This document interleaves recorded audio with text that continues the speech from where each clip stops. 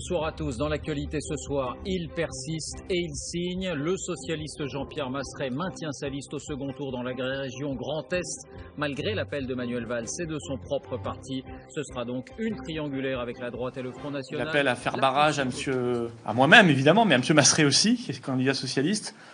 Vous savez, j'ai envie de dire, vu aujourd'hui l'agacement et même le mécontentement des Français et des électeurs vis-à-vis des consignes des états-majors parisiens, je ne suis pas sûr que ça serve beaucoup M. Richert.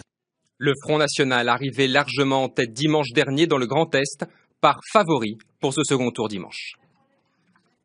Et c'est une curiosité, l'œil du 20h a épluché les listes. Un village a voté à 90% pour le Front National. Un village de 53 habitants dans le département de la Haute-Marne. Signe particulier, il se trouve à quelques kilomètres de Colombelles et deux églises, la terre du général de Gaulle. Astrid Mesmorian, Mathias Second. Au bout de cette route de campagne, un chiffre a marqué la campagne, des régionales. À Guindrecourt-sur-Blaise, 52 habitants, 90% des voix se sont portées sur la liste Front National. Mais pourquoi donc l'extrême droite détient-elle ici un record national? Guindrecourt-sur-Blaise en Haute-Marne, 37 inscrits sur les listes électorales. 21 votants dimanche dernier, résultat, un bulletin blanc, un bulletin socialiste, un bulletin Debout la France et 18 bulletins Front National. Et l'un de ces bulletins appartenait au maire du village, Pascal Demerson.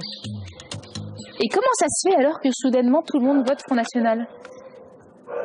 Eh bien, mais la réponse, elle se trouve sur les panneaux d'affichage. Selon lui, un seul parti a fait campagne à Guindrecourt-sur-Blaise. Jusqu'à samedi, il n'y avait pas une seule affiche. Donc moi, c'est ce que je dis à tout le monde. Moi, je vote pour celui qui va mettre une affiche.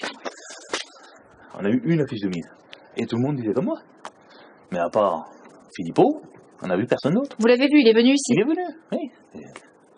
Un sentiment d'abandon. Vous avez voté Front National? Oui. Mais est-ce la seule motivation? Vous avez voté pour le Front National aussi? Exactement. Des 17 autres voix frontistes. On travaille, mais on travaille pour rien. À part payer des impôts, on fait 3 000 euros à deux, on donne 1 000 euros d'impôts. C'est normal.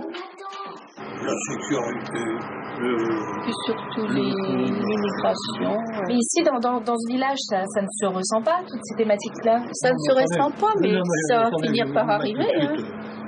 Ce discours, c'est celui des 18 votants FN. Mais qui sont donc les deux habitants qui ont choisi un autre parti? Se sentent-ils un peu seuls?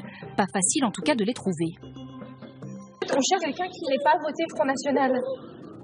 Je ne sais pas qui c'est, non. Vous savez pas qui c'est? Non. Et finalement, au détour d'un chemin, voici Arlette. Aussi isolée dans ce champ que dans son choix de vote.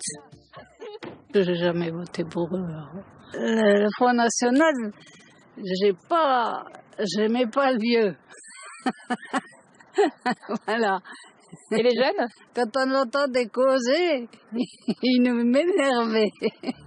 Arlette aimait beaucoup le général de Gaulle. Elle a voté Debout la France, aux grandes dames de son fils qui n'est autre que le maire du village. Au second tour, le maire fera-t-il changer d'avis sa mère? Et tu as voté pour qui? J'en sais rien. Je sais encore pas qui c'est qui se représente aussi.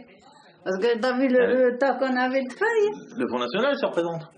Oui, mais il y en a des autres aussi. Oui, mais il se présente, le Front National. Oui. Vous essayez de la convaincre, là? Moi, je fais ce qui me plaît. Personne ne me forcera à faire quelque chose. Dimanche prochain, à Guindrecourt-sur-Blaise, la participation changera-t-elle la donne? Pour le moment, seul un candidat tient le haut de l'affiche.